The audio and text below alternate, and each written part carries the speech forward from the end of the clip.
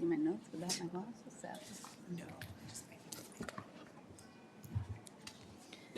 Hello, everyone, and thank you for joining us at the 9th Annual Startup Boston Week. Our mission with this conference is simple: to bring together the entire startup community across every industry, department, and funding stage. Startup Boston exists to connect, educate, and inspire this ecosystem while serving as a trusted, unbiased guide to the best resources that can help you start and scale your startup or your team. My name is Scott. I will be your host for this panel today. But before we dive in, I want to give a huge thank you to Suffolk University for hosting us. They have partnered with us for the past 3 years, providing space for us to give this conference, and for that, we are very grateful. If you are interested in exploring entrepreneurship, they offer a variety of programs and opportunities. So if that interests you, be sure to check out their table out there after this panel to not only learn how they can support you on your journey, but also, if you're interested, how you can support their own entrepreneurial students. Today, we have a very interesting panel for you. Performance management in startups. Throughout this, I know guys are going to have all sorts of questions. So I will, however, we will have a special Q&A toward the end. I will ask you to hold your questions until then. And then please raise your hand in the air so I can come and I will bring you your mic and you can have your special diva moment. Yay. But otherwise, thank you so much again for attending Startup Boston Week. And now, on to the session. Excellent. Thank you, Scott. Can everyone hear? Fantastic. So weird sitting here with a microphone. But we are all very cognizant of the fact that it's the end of the day. This is probably the last session you're going to sit through for today. So I'm not going to go so far as to say we're going to make performance management sexy, but we'll definitely do our best to keep it interesting for you and make this a worthwhile set of your time. A couple of things before we get into it. Let me just start. Thank you. Thank you. Before we start, who's in the room? Who's a founder? By show of hands. Okay. Who's a people person? Okay. Finance? Anybody else?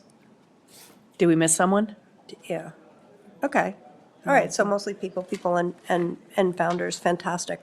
All right. Before we get into this and we introduce the panel, we're going to set the stage because performance management can be slightly awkward, right? It's telling people about their feedback. So we're going to make you feel a little bit awkward for one moment. Take this with a grain of salt. Doesn't have to be very serious. Turn to somebody that you're sitting near and give a piece of feedback. It doesn't have to be, I hate your shirt. It could be, lovely briefcase. I don't care what it is, but just take a moment, introduce yourself, and give a piece of feedback. Ready? You got 10 seconds. Go for it.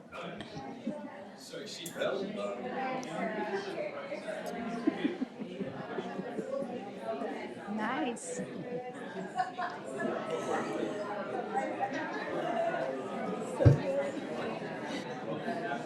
I'm glad they did it. Nice.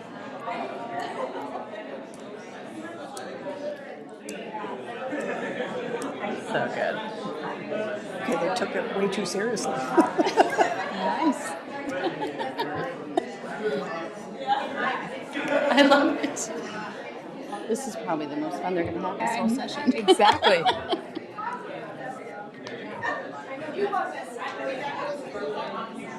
All right.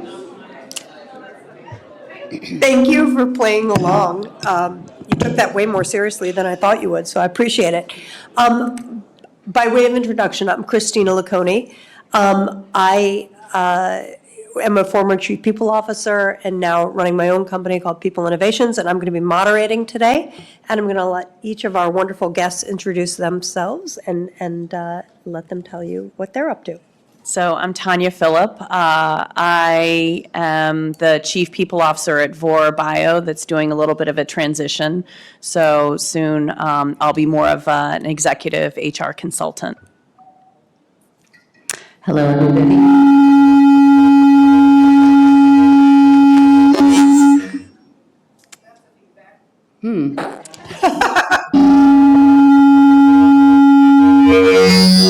No, does it should it go away? I don't understand what's We happening. may just shut these off. You talk fine there? Right. Hello. I'm afraid of it now. Okay. All right. It just needs to be further away from me? Okay. Very good. I'm used to singing, and so the mics have to go like this, so not the same here. I understand. Okay. My name is Laura Poisson. I am the president of ClearRock. ClearRock is a 23-person talent consulting firm. So the lens that I'm bringing to the conversation today is one of talent management in my background, sort of how I grew up in recruiting and interviewing and helping companies hire people, and now as a business owner of a 23-person company. Hello, can you hear me? My name is Trupti Banda. I have a long history in human resources. I've been in human resources for about 25 years in varying sizes of organizations, from large to small. Have worked in companies to scale, and now I am the co-founder of Breeds Hill Human Resources Solution. So I work with small companies and startups on a variety of different human resources support to help them navigate a solid infrastructure, compliance, and support, and certainly helping in the... Oh, can you hear me okay now? All right, okay. So my name is Trupti Banda, and I have a background in human resources for about 25 years. And now I'm the co-founder of Breeds Hill Human Resources Solutions, working with small companies and startups. Fantastic. Thank you all. This is a great group of people. We've been talking for a little while and prepping for this. And hopefully this will feel conversational. We have a bunch of questions we're going to get through and ask each other, and obviously leave some room for your questions at the end of this. But one of the things that we wanted to start with was just how to even think about performance management as a startup. You know, I think people like immediately panic and say, oh my gosh, do we have to do some cumbersome system, or do we have to, invest a ton? If you're a 5-person company, guess what? You don't need to go out and buy Workday tomorrow to do this. A lot of performance management, if you think about it, I'm going to steal Laura's words, is really about managing performance. And a lot of that is about transparency and feedback and helping set expectations. And there's a lot of cultural elements to that too, right? It's not just about systems and processes and things like that. So hopefully you'll take away, this isn't really intimidating. It's more, how do you really help people to give their absolute best in your organizations, regardless of their size? Okay? So why don't we just dig in? We're going to start with, Trupti, I'm going to call on you first. When should a startup introduce a formal performance management system? So I think that it's a start. The starting point is from day one, having the communication. So less so formal, but more a communication. Can you hear me okay? Yep. It's communication and really developing the infrastructure to have regular communication, an opportunity to check in, provide clarity, and have a discussion and feedback. You don't need a very heavy HR systems and a bureaucratic process. It's just a conversation and having those dialogues on a regular basis to see where everyone's at, what they need, and how you can support them. Awesome. Laura, you want to build off that? Sure. I think that the idea behind, a performance management system, I think it's easier to think about it as building habits and that help managers manage performance. And the habits that we really want to instill early in a company are regular cadence meetings. So establishing for your own organization, whether you're going to have weekly, bi-weekly, quarterly, and annual meetings with your employees, that's a very easy starting point to set up a cadence and be consistent with it. And by the way, those are your most important meetings. Don't cancel them for clients, don't cancel them for anything, because your people are your key to success with your clients. So prioritizing your regular meetings and then having some structure to those meetings, very simple. Maybe you ask the same 3 questions every week. And it's just what do you need help with? What are you working on? How can I support you? And so those being sort of regular cadence meetings, and then quarterly, you want to talk a little bit more about, accomplishments and, interests in sort of evolution and how things are going for them. So I think regular cadence in meetings and establishing some norms around what you're going to talk about in those meetings is a very easy way to start setting up your own performance management system and making sure that your managers are all doing the same thing. All of the leaders are taking the time to meet with people because in a startup, things change very quickly. And it's just an easy way to make sure that when you do have things to communicate, expectations, feedback, whatever, there's already a system in place for you to do that. So. Awesome. Tanya, Yeah, I think you'll have it already in terms of just how you all are communicating with each other on what's working, what's not, so that it starts to happen naturally. I think to piggyback off of Laura, you want to try and just make this an everyday thing. I think the goal is to make giving and receiving feedback, because that's performance management. Again, the goal for us up here is to demystify it for all of you. It's happening. I think people think it has to be this formal, people think performance management, they think system, questions this. It's really creating a culture where people are comfortable giving and receiving feedback, and that's going to take time. You have people come in, so to piggyback off of Laura, making these types of meetings just something that you do and make them comfortable, I think is the most important, because you have performance management, even though if you don't have something formal, it's there. if I know I'm not supposed to ask, I'm supposed to moderate, but I'm just going to voice one piece of this, which I totally agree with everything that you said. I think one thing that's really important for people is, I don't know if any of you have baggage about performance management, sort of the annual review. Does anyone love that? No. And I Including think if HR. you it's horrible for everyone, but a lot of that is because if you don't have the discipline to have these conversations, as Laura talked about at Cadence, no one should ever be blindsided in a performance conversation, right? If you wait a whole year to tell somebody they're not performing, you've screwed your company.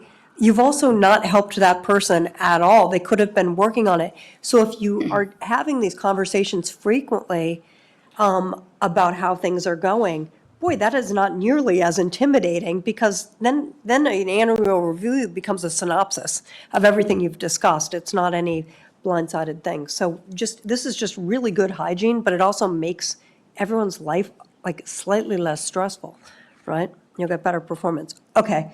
Laura, what are the pros and cons of continuous feedback versus structured performance reviews? Right. So we talked about having a regular cadence to meetings.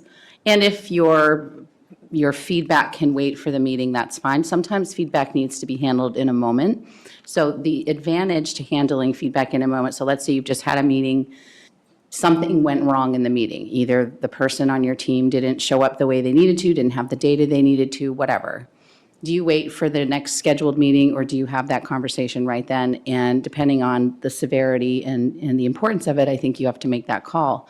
But the helpful part about giving feedback in a moment is everyone's fresh, and it's not about calling someone out. It's about quickly correcting, advising, coaching, so that somebody has the information they need to do better. The sooner they get that, the better. We don't help people when we only tell them what they do well. We don't help them when we don't act specific, when we give feedback to say, there wasn't as much detail in that, presentation than I think we really needed. So how do we make sure that for the next meeting, I can help you prepare? It has to be seen from the perspective, I think, of information as power. Think of yourself as sharing power with people and giving them the information they need to be successful. Awesome, thank you. I'll add one other piece to that, and that is, giving what would a successful set of data or information in that meeting would have looked like. So good. That's the same ringtone my husband has when I call. I'm serious. I love it. It's an opportunity to course correct before it gets big, and then that sets the culture of a continuous feedback, and that's important. Yeah, that's great. Okay, Tanya, how can compensation and promotions reinforce, not undermine, performance culture? Yeah.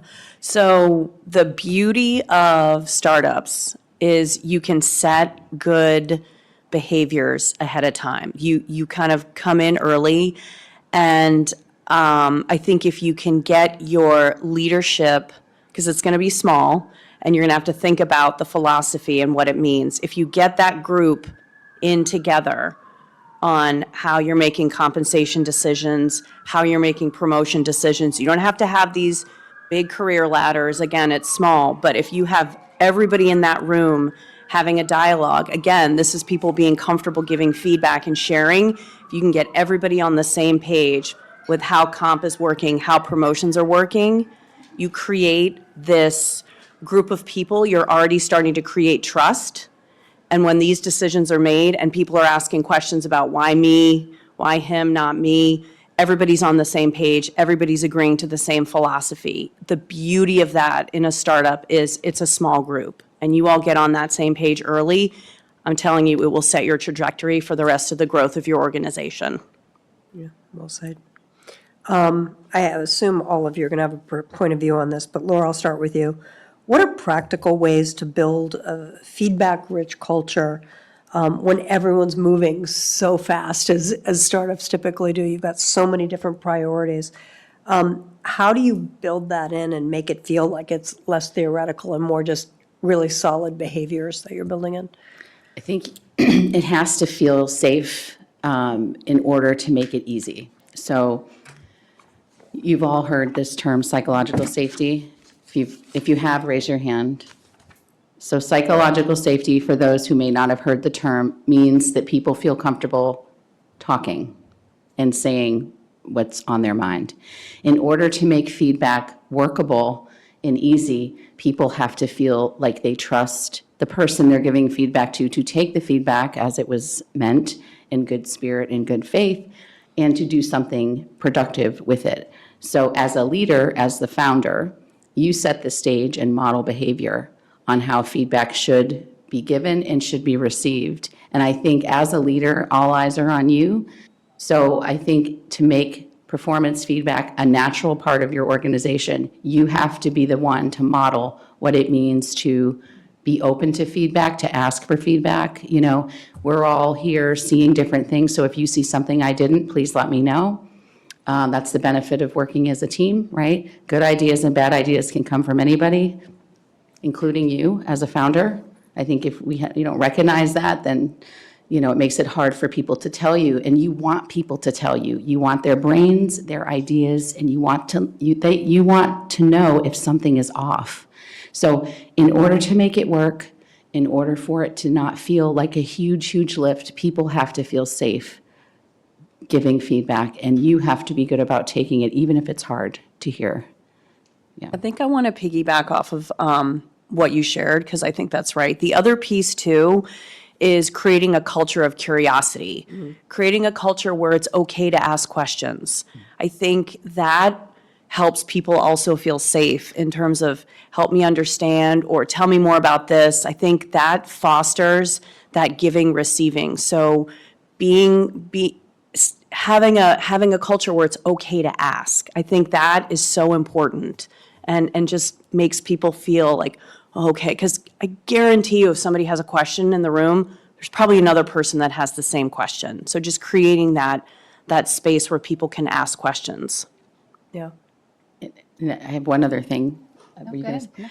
I think there's a chief medical director I have a lot of respect for, and she said even in hospitals where stakes are high, right? When you make mistakes in science and research and drug development and all the really important things we do here, there are costs to those mistakes. However, if we don't learn from them, we don't get better, and we can't fix them, and we can't share them. And so she says, in order to have a great organization, you have to think of mistakes as learning, excellence is caring. But mistakes are learning, and if you don't have a culture where it's okay to make a mistake, then you don't have the learning culture that you need to be better. That's right. Exactly. I feel the same way around mistakes, and it's your team not afraid to come and tell you when they made a mistake. It's them coming to you, letting you know that they made a mistake, and as a leader, you need to get into, okay, how do we fix this? How do we move forward right then and there? And then there's an opportunity to go back and revisit what needs to be addressed and how we move forward from there. So that's a really important part to keep in mind. Yeah. I mean, I will add, having grown up all through startups, having grown up through all startups, one of the reasons I really love them is there's no perfect answers. If you think that you're not going to make mistakes in a startup, you're insane, right? Like, if you're somebody who is a perfectionist in an environment that's growing, the whole role of a new company is to figure it out. You don't have everything solved. So to be able to create an environment where people are comfortable saying, that didn't work, but what can we learn from that? Or that did work, how do we share that with other people so they can gain that same knowledge? Like, it's purpose-built to not be perfect, which for me, I think is a beautiful thing. For other people, that's very stressful because they're used to being perfect. And this is one of those times where you have to embrace really being honest with each other about what's working, what's not. Thank you. Okay. Tanya, how about this?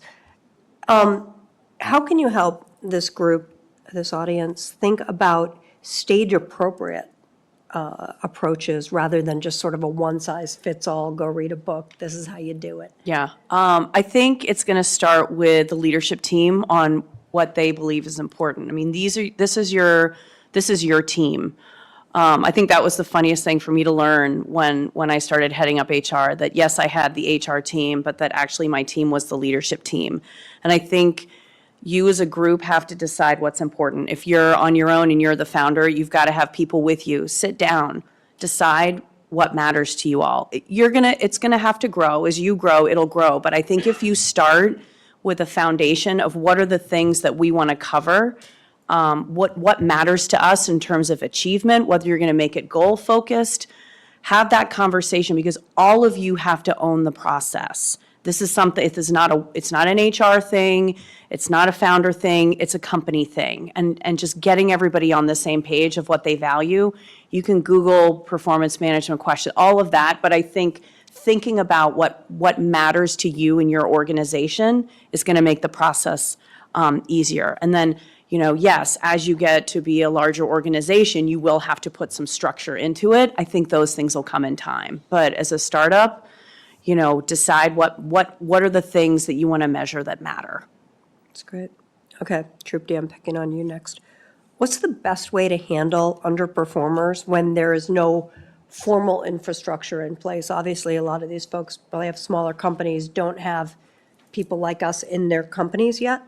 How can we make this practical for the founders in the room? I always say first start with empathy, okay? And be honest and address the issue. So address the issue, and, staying silent on it or not addressing it just makes the issue bigger and it's not going to go away. So make sure you address the issue. Be very clear and specific about what is not working, what is working. Give specific examples, and what does success look like? So that way there's a clear roadmap in terms of where they're missing the mark or how they can get back on track, right? And then set up an expectation of follow-up and be there to support them through that follow-up. Are we meeting next week? And what are the deliverables at that time? What are we trying to get to? Work from there. And then lastly, send a quick note. Sometimes those conversations can be very difficult for the person who's receiving it. So send a quick email saying, it was great meeting with you today. We discussed these things. Let's address the following items on such and such date, and this is how we'll move forward. So I think that it's important to be honest, it's important to be direct, and also important to listen their perspective to help them course correct in the right area and support them in their growth, because they want to do well. They don't want to fail, so they're committed. So I think those are a couple of things. Anything else that you would add, ladies? No, No, I think, covered it well. I think you're right. I think the piece that you're right is setting people up for success and just making sure people understand the expectations. Great. Okay. How do you differentiate between someone who's struggling because of role clarity versus someone who's just the wrong fit for your company? Laura, why don't I start with you? Sure. So it's not always easy to tell whether you've just hired the wrong person or you've got the right person and they just need more, help. But here's a few clues. One is inconsistent performance. So role clarity issues are inconsistent. So that means sometimes they're doing well and then sometimes they're not.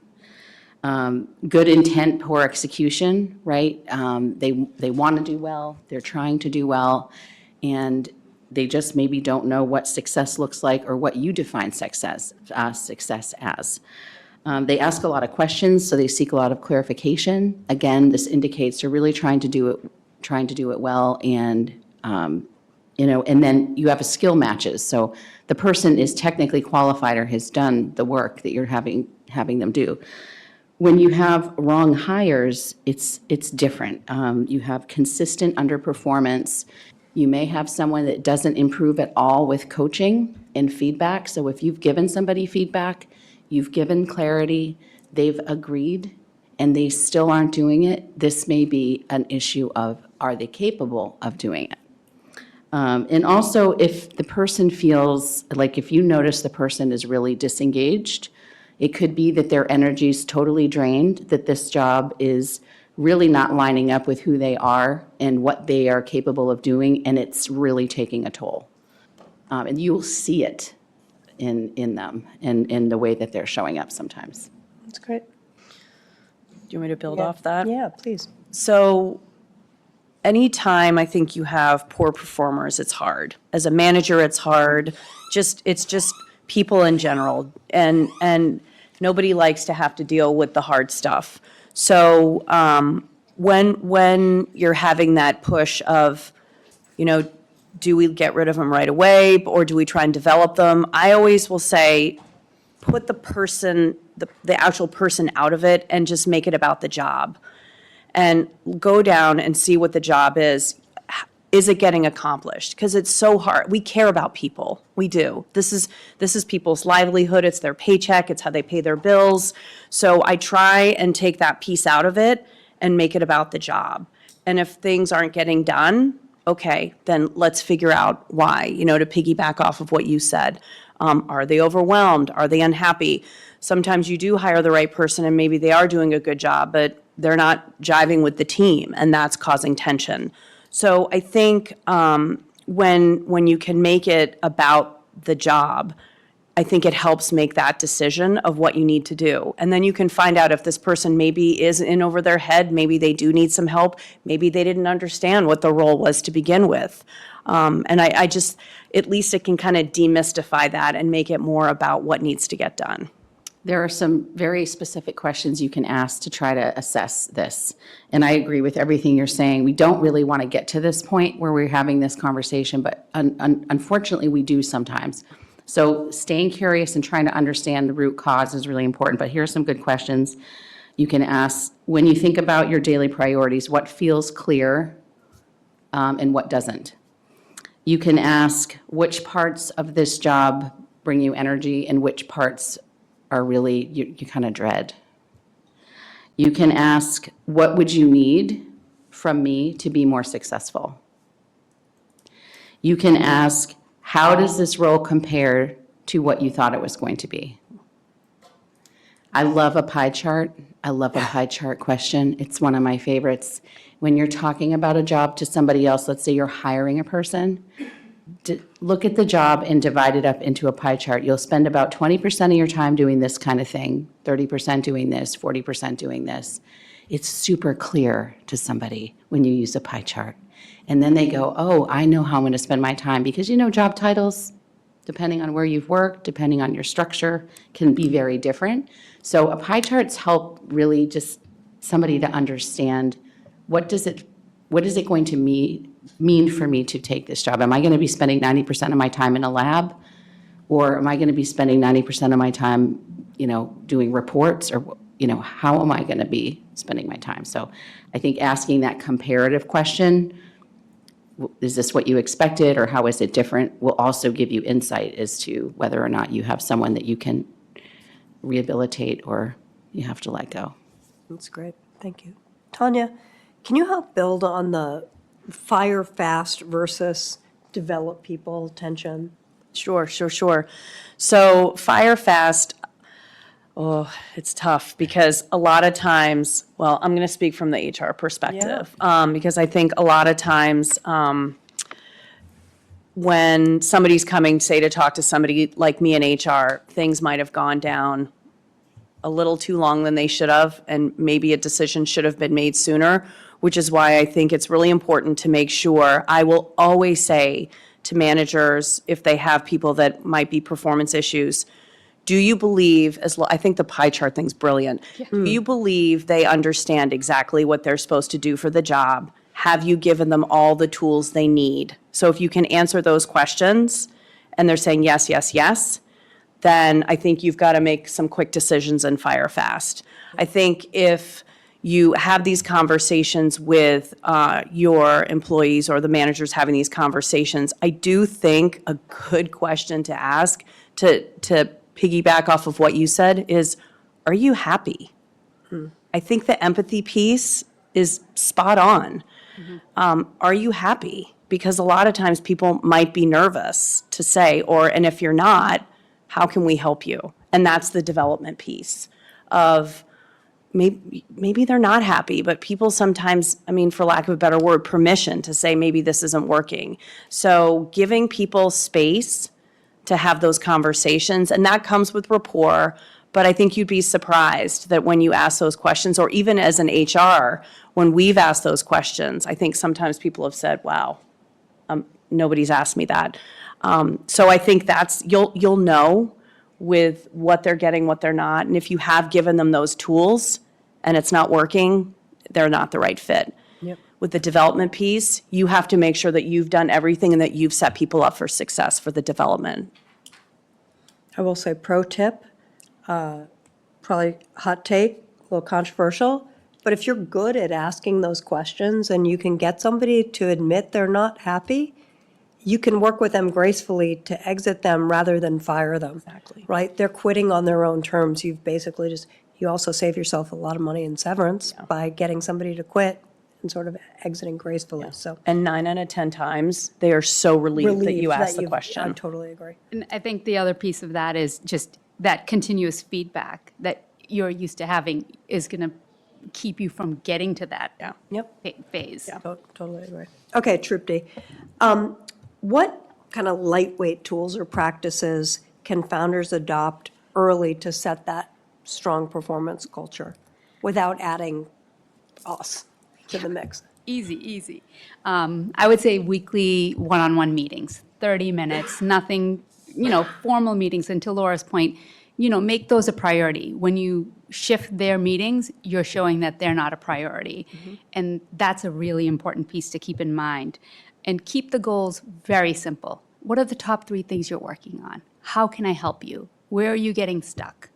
Kind of just having those conversations and then creating a culture with feedback. Okay, well, what did you work on? How did this work? What didn't work? How can I help you?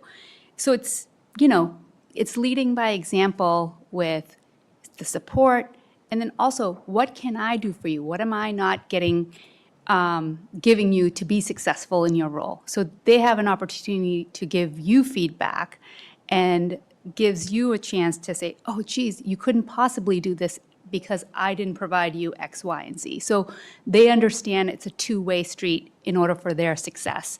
And no tools, a conversation, regular cadence, and that develops the culture and the environment and the performance all in one. Those are the things that sort of come to my mind. Anything else?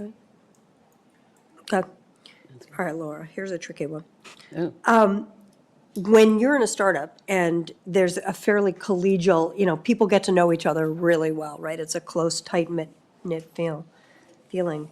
How do you ensure the feedback doesn't feel like a personal attack versus, actually some of the good hygiene stuff we're talking about?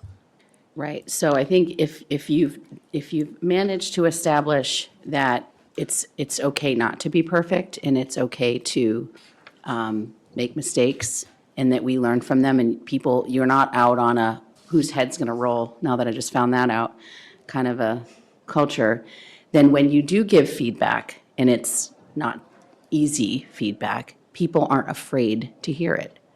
So when you do give feedback about anything, you have to make it specific and about the job and about the delivery and about the impact. So as I used as an example earlier, if there wasn't enough detail in a presentation, it's just for the work that we're doing, that presentation didn't have the detail to support the case, right? Not, you didn't put enough detail in that PowerPoint presentation. You keep it about the work. That meeting did not go as I had hoped because we weren't ready to answer these particular questions. So, and then when you do give the specific feedback, you have to talk about the impact. Sometimes, let's say it's, you have a team member who's super smart, but they never get back to their coworkers when they have a question. And you say to that person, when you don't respond to so-and-so, it creates a bottleneck for them. Then they can't do the thing they need to do. So it's impact statements. How does this behavior or miss impact the job and impact other people without shaming them into thinking that they're a horrible person and they've wrecked everything? So it's sort of like specific to the job and again, right away. And this whole thing is, you're a team member, you're their partner in helping them be more successful next time. So maybe we should set up a meeting a week before to check in on the presentation. And I will do a quick review with you to make sure that this doesn't happen again, that kind of thing. Any additions? That's good. No, I agree 100%. Good. Then we'll keep going with you, Tanya. What's one mistake you've seen startups make with performance management, and how would you advocate they avoid it? Keep it simple. Keep it simple. You don't need it. Chances are with a startup, cash is key, so nobody's going to want to spend money on a big system. But again, with a small group, you all are talking to each other all the time. But I would sit down again early on. If you start these, it's like hygiene. If you start these things early, it's the same idea with compensation with bonuses. If everybody can have an opportunity to say, what are the key things that matter? What are the key things we want to measure? You set those parameters early on. Keep it simple. Keep it super simple. If it's goal-based, one would hope everybody's working towards the same objective, achievement. That's something you're going to be able to carry on with you as the company grows. Keep it simple. Fantastic. All right, last question. Everybody participate. I don't care who goes first. What do you advocate that people do to start this today? I would say model it. As a leader, you should model the behavior and ask for feedback and gracefully take feedback. I think that's one of the most important things you can do. You're not asking something of someone that you're not offering yourself. I would say hire the right people in the first place. Yeah. As a recruiter, as a talent acquisition person, the hunt for getting the right fit at the right role at the right time in their career is the most important hunt of your life. If you get that right on the front end, performance management's a whole heck of a lot easier. In order to do that, though, you can't just look at skill sets and past experience. You have to also look at their behavioral drives and needs, along with what the job needs of them. So think of it as head, heart, briefcase. The head is their behavioral styles, needs, motivators, the things they were just kind of born with. They're a detail person, they're not a detail person. They're big picture, they're very adept to change, they're slow to change. Like, what does this person need, and what does your organization need from them and to do the job? So think of that piece, then think of the value alignment. Does this person align with our values? Do they care about the things that we're trying to do here? And that's the second thing. The third thing is skills. Now, I'm not necessarily saying in that order, but all three of those have to be in alignment for this to work.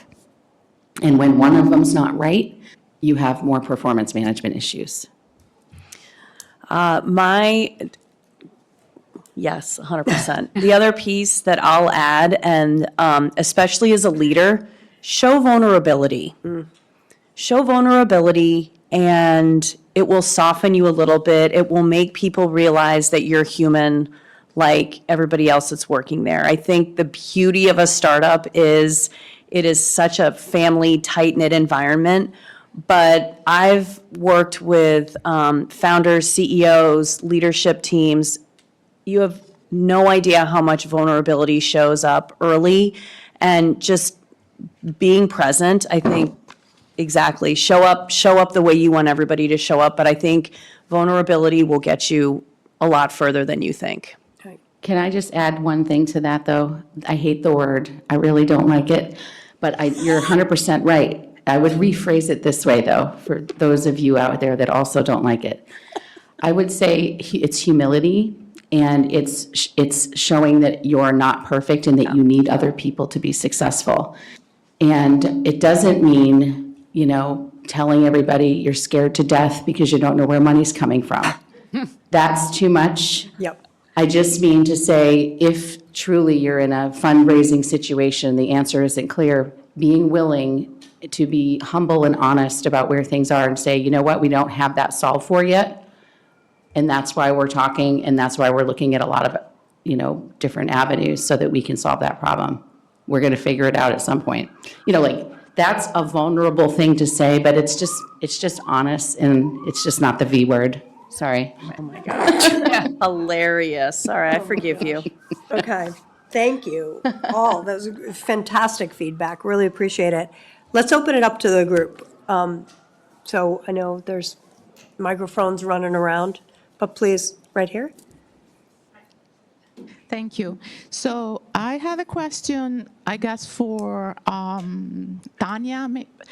So you mentioned the fact to have early conversations about compensation and promotions mechanism, but I think 100%, maybe 99% of early stage startups, if the founders and the team are also young and at their first or second experience, they do not have the technical knowledge about compensation and promotions and so on, and maybe they do not have the money yet to hire somebody who knows the thing. Which solutions do you propose?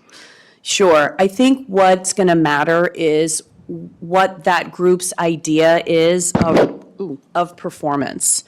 You're going to, regardless, you're going to have a budget, right? The money piece you're going to have in terms of what you've budgeted, what you have for salaries.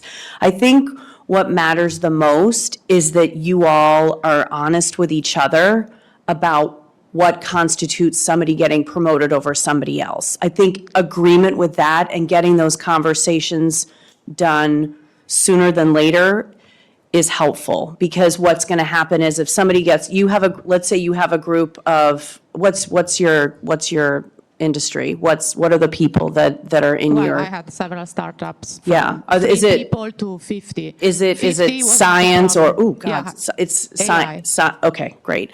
So you probably have some like scientist type people. I think it's that group of managers who are working with all those people, being open about how the performance is going. Does that make sense? Like, that group is sitting in a room together saying, this person's really good at this, and just making sure that they're like, yeah, that person is good at that, how closely they're working together so that you can have those conversations and everybody can agree who should be promoted and who shouldn't, and that everybody is in align. You might not agree, but you got to walk out of that meeting aligning. So that Okay. if they're back conversations, those managers that made those decisions are all sharing the same feedback. Does that make sense? Yes, so these discussions are for now Yeah. and specifics. They are not setting the stage for the future Correct. policies that we Correct, have. yeah. But I think what Because- you'll notice is if you can create that with that group, it's going to help you set the stage for later. It's going to create that group of trust, and as the organization grows, you've set the foundation. Okay, thank you. Yeah. That one right up here. Actually, can you please go over again about what we call that hire slow and fire fast, and I mean fixing versus fighting. I mean, in my past life, I had a person who I tried to improving rather than fighting, and that destroyed the whole group. Like, I lost a couple really good people that I could have avoided if I followed that fixing rather than fighting. Though I hadn't hired that person, so that I got as a baggage. But that is how I had to kind of face that. Yeah, so this goes a little bit into how long do you try to fix something before you call it, and what is happening around. I think when you have somebody that is not performing as expected, and you've addressed it in some feedback, and they are not responding, things aren't improving, and then you stay curious and you try to understand why things aren't improving, and if they're missing information, they don't have what they need, whatever, and you've given that to them, I would say do not wait too long, because two things happen. One, if you wait too long, it's a morale killer for everyone else who's working their tail off, doing it right, and whatever is not happening with this person is landing in someone's lap, right? Either yours as the manager because you're over-managing them, or they're not getting something done, so other colleagues are suffering, right? So you have to measure what's the suffering quotient here, and what is the damage of this person, being slow to respond or not fixing what you need them to fix, taking and having a toll on the morale. The other thing it does is when people aren't doing well, they know it too. And it hurts them, their ego, their feelings of success. And when I see managers that have too long just tried to skirt along the issue, or they don't want to say the hard thing and have the conversation, say, is this really working? Because, I've been giving you feedback, you're not really responding, I can't quite understand how to help you here. They're slowly eroding in their confidence. And so we get them, in my company, one of the things we do is outplacement.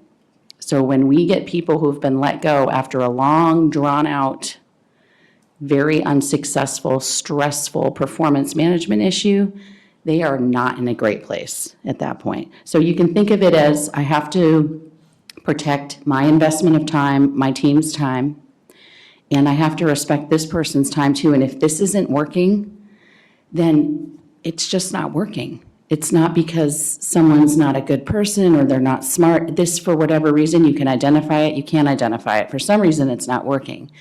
And the measure shouldn't be, is it bad enough to let them go? Well, what if the measure is this swimmingly successful? The bar shouldn't be down here. Can we survive another week with this person? Can we make it?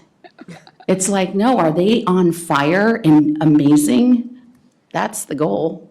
So don't wait too long. Yeah. Here's one.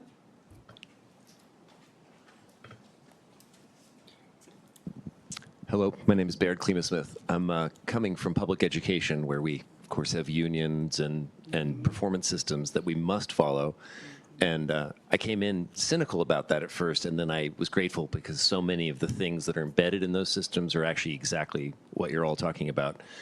Just clarity of communication and timeliness and all of that. There's one thing you didn't say, but I assume it's just embedded in it, is that when you give that feedback, you've got to make sure it's in writing someplace, because you're going to want to go point back to it, because that's part, I think you started out with clear communication. Right. And for some people, when you're talking to them in that conference room, they are so nervous and they're nodding their head and they're agreeing. And at some point, you need an email that comes afterwards and says, during our conversation, I said this and you agreed to that. So when you ask your first question about what needs to be in place right at the very, very beginning, or what are their values and clear communication. Yes. I would assume that would be one of the very first things you do, is you agree as a value that communication happens in multiple forms, but must be in writing. Yes, and at the end of that conversation, you have that conversation saying, acknowledging that you met, this is what you've discussed, these are the steps forward, and we have agreed to move forward in this capacity. And what Laura shared earlier was, it's about making it about the work, right? Nothing personal. Managing that tone, especially in that email, documenting that particular interaction and discussion, that allows you to have documentation for any future steps you take, or really going back to that when you have to have that follow-up conversation. We spoke about this, and they can actually look back and reflect on it when they're not in that conversation. of what do I need to be prepared for the next time I have a conversation with manager, and what's expected. So that becomes a routine, right? And the standard. I think if I can add, though, your point is building that muscle, I think is Yes. really smart, because if you pick and choose when you send the follow-up email or whatever, then it feels like, oh, you're trying to capture this in writing because you're going to put me on a plan or something. Right. I think as a company, especially as a startup, to just say, look, this is just to make sure, because we all learn differently. If I'm in a room with you, I might hear it a little bit differently. If you put it in writing, oh, wait, I missed these 2 points. So I think if you build that as a natural motion, we're just going to take notes. I mean, now with AI, if people are comfortable with it, it can just be captured in the meet. So there's a lot of ways to do it, but I think the point is that piece is really important. Thank you for pointing it out. Yeah, and I'll piggyback on that. You could almost even say, if you want, you sort of set informal agendas. I mean, you don't want to get so, because I mean, some people are like, oh, the beauty of a startup is everything's loose. And so it's that delicate balance, because I think you make a good point. But I've done with some manager, I'm like, just do it even if it's in the meeting invite or, whatever, just have an informal agenda and then certain points, and then you get to capture it and say, hey, here are the action items, or here, and it's, because I think people get squirrely because they think startup, it's I'm in trouble. exactly. So, but you're right, to your point, you're absolutely right. And it also works for promotion piece, when you're talking to your fellow Correct. founders about. Oh, 100%. Yeah. And they Yes. don't like the way they dress or something. Right, you have And you're like, a that's history. baloney, like they didn't Right. do their work, look at what you've written. The other Right. thing that helps build this practice in, which is sort of surmising what you talked about, whether you do that after every single week or you do it at your quarterly meetings or whatever, it's helpful to set 50-minute meetings or 45-minute meetings and not hours, so that you give yourself admin time to do that immediately, because if you don't do it immediately, there's a good chance it's going to get buried in something else. I love having 20-minute meetings, 45-minute meetings, 50-minute meetings. I try really hard not to schedule hour meetings, because it doesn't give me time for follow-up. And I think it's always harder to recollect what you talked about and go back and say, oh, I have to document that at the end of the day. So work on that, and it's far more than just doing it right then and there. Okay, we have another question up front. Thank you. Great session. I'm curious if any of you can suggest a few fairly low-cost, fairly easy things that the company can do in the instance that you're coaching someone out of the org, or if there are layoffs, given the kind of the empathy of how hard it is for people on the other side of that. Well, this is the world I live and breathe in. I'll That sounds start. like a you question. Yeah, it's a lower question for sure. So in terms of low cost, I think giving people, if possible, a little bit of notice is very important, whether it's 30, 60 days. So when you have to let somebody go, not letting them go on the spot and walking them out is a really important thing. So they can transition work. It's good for them to be able to get a little heads up before they're not showing up where they need to be. So a little bit of time to adjust and work overlap, if possible. Managing expectations around, we're really just asking you to transition work and get it to a good handoff that you're comfortable with and that works for the company. But then you have a little time to start working on your job search. So if you don't have money to throw at the problem, at least give them time. And do not do the thing of walking somebody out the door unless they've committed some sort of crime. That's what it feels like when you get walked out the door. So don't ever, ever do that.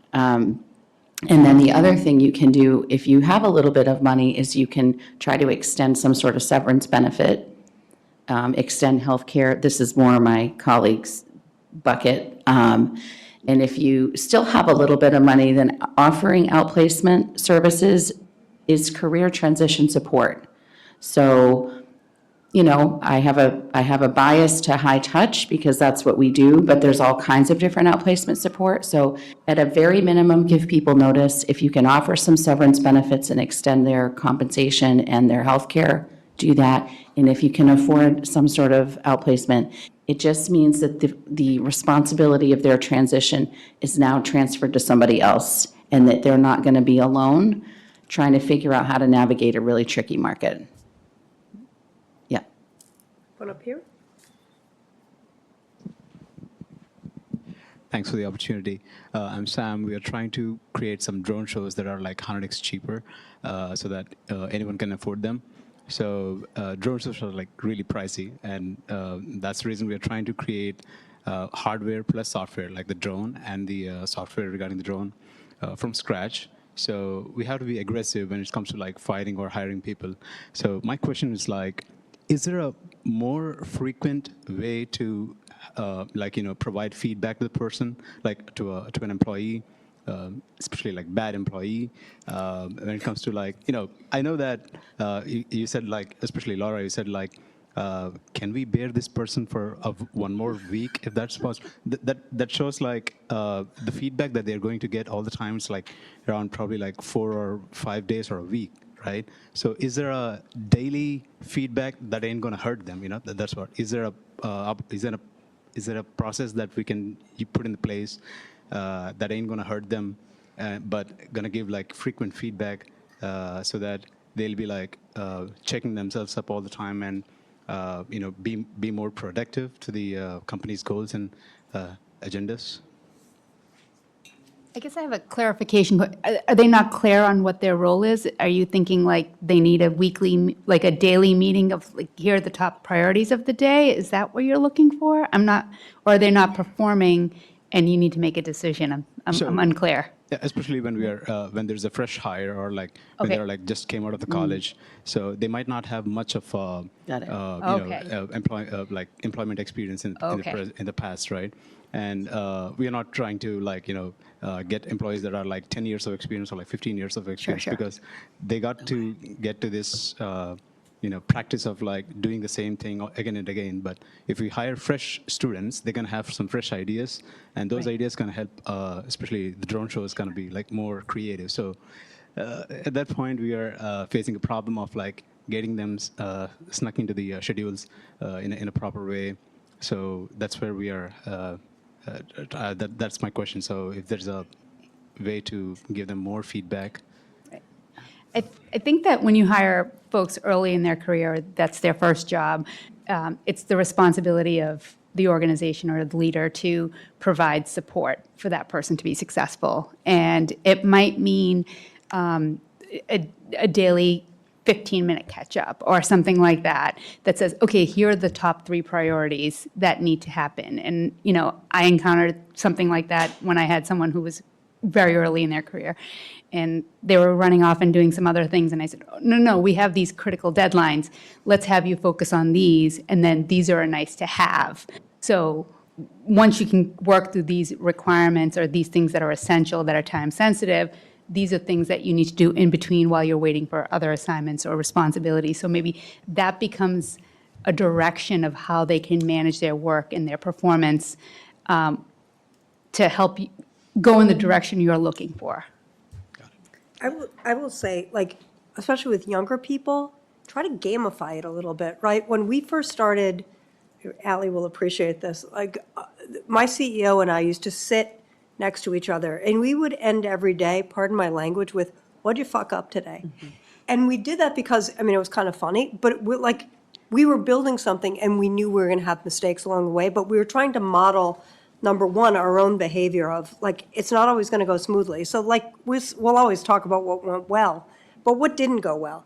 And we were trying to model that for the rest of the people in the organization. So especially for young people, if you can, like, before you have an accountability partner, the person you sit next to, or your manager, whatever, what was the good, bad, and the ugly of today? And that can sort of begin to, however your company wants to do it, but do it in a non-threatening way that allows people to talk about what's going well and what's not going well without feeling targeted. Got it. Thank you so much. Appreciate it. Sure. Do we have to, are we getting? Can I just say one thing? I know there are a bunch of you that had questions. I don't know who they're for, but I don't think any of us are racing out of here. So I know people have questions, so if anybody, I think we can at least hang back for a little bit. And a huge thank you to our speakers.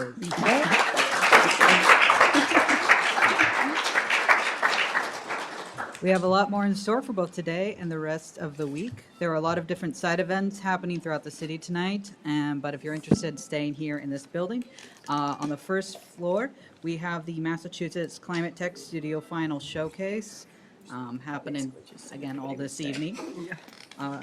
And we know you'll want to kind of mingle after this event. You can definitely at least stay behind, ask some of these lovely people questions. Though we also do ask you slowly kind of move out because we do have to prepare for the next session as well. If you're joining us virtually, you don't need to go anywhere. Just choose the next session on your schedule. We'll be back shortly. Lastly, Kevin Ty from 3 Circle Studio is our official photographer. You can grab him for a photo, and you could get a personalized Startup Boston Weekend photo album to look back on all year. To download that, we have a QR code. One of that's available up here. If you want to scan it, I will also be by the back door with the QR code. But otherwise, hope you all have a wonderful rest of the week. Awesome. Thank you. All right. Thank you. Get you all the pictures.